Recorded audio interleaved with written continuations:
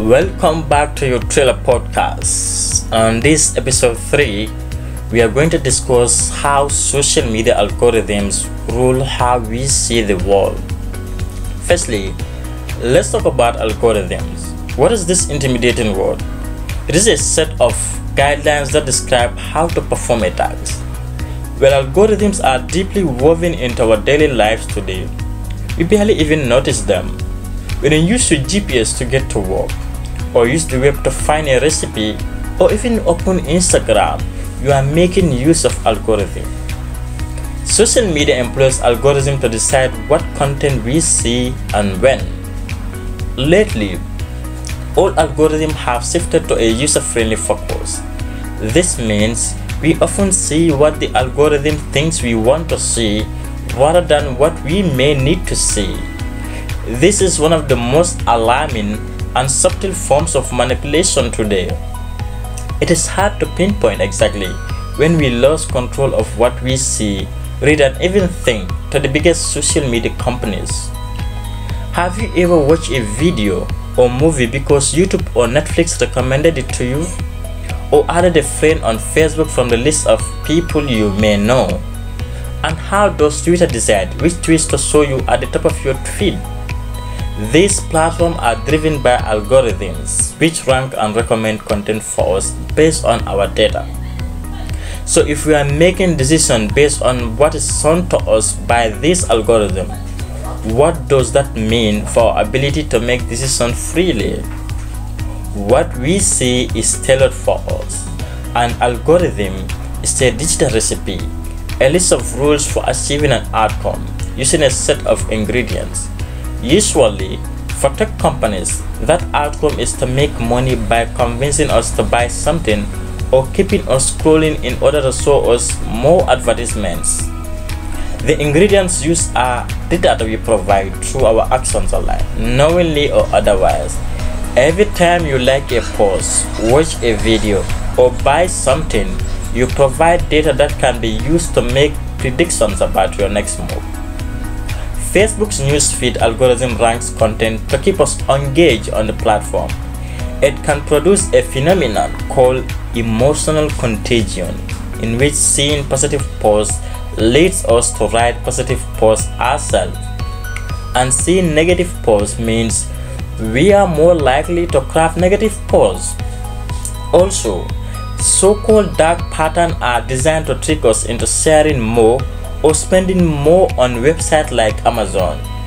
These are tricks of website design, such as hiding the unsubscribe button or showing how many people are buying the product you are looking at right now. They subconsciously know you towards action the site would like you to take. You are being profiled whether you know it or not. These profiles could be then used to target you with political advertising. You may heard about cookies. Cookies are small pieces of data which track us across websites. They are records of action you have taken online, such as links clicked and pages visited, that are stored in the browser. When they are combined with the data from multiple sources, including from large-scale hacks, this is known as data enrichment. It can link our personal data like email addresses to other information such as our education level. It is possible to build profiles of known users, so-called shadow profiles, based on their contacts who are on the platform. Even if you have never used Facebook, if your friends do, there is the possibility a shadow profile could be built of you. On social media platforms like Facebook and Twitter, privacy is no longer tied to the individual, but to the network as a whole. No more free will, not quite, but all hope is not lost. If you do delete your account, the information contained in your social ties with friends grows still over time. While it may seem like algorithm eroding our ability to think for ourselves, it is not necessarily the case. Most importantly, when it comes to the role of people versus algorithm in this, like spreading misinformation, people are just as important.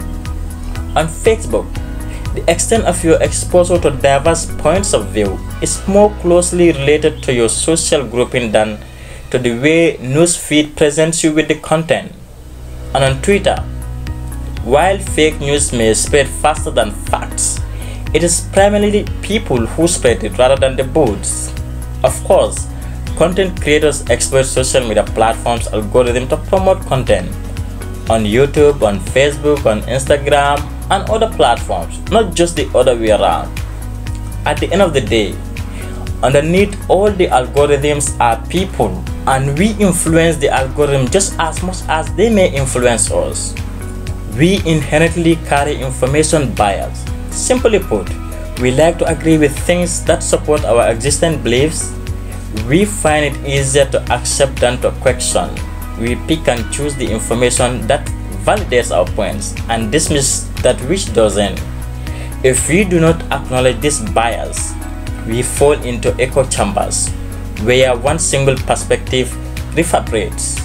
For example, if you read an article on why women do not deserve equal pay, the algorithm will display suggested articles on the same. This will wrongly embed the notion into your mind. What you may not know is the article was written by a misogynist who has low credibility. Being unaware of all these factors, you have now formulated a deep-rooted opinion that may affect how you do things, how you behave with the women at your workplace, and so on. However, there are things we can do to make so we don't fall prey to such manipulations. Can be aware of what you are reading or consuming. Make sure to verify the sources of the information. Be aware of your own confirmation bias and acknowledge it. Minimize the amount of personal information you put out. Read and understand the terms of privacy before joining any social media platforms. I know it's difficult, but we could try it. This can be intimidating, but with the right information at hand, you can also safeguard yourself. So I hope you like this episode, and let me know if you have any more question or you have comments about it. Thank you. See you on episode 4. Bye bye.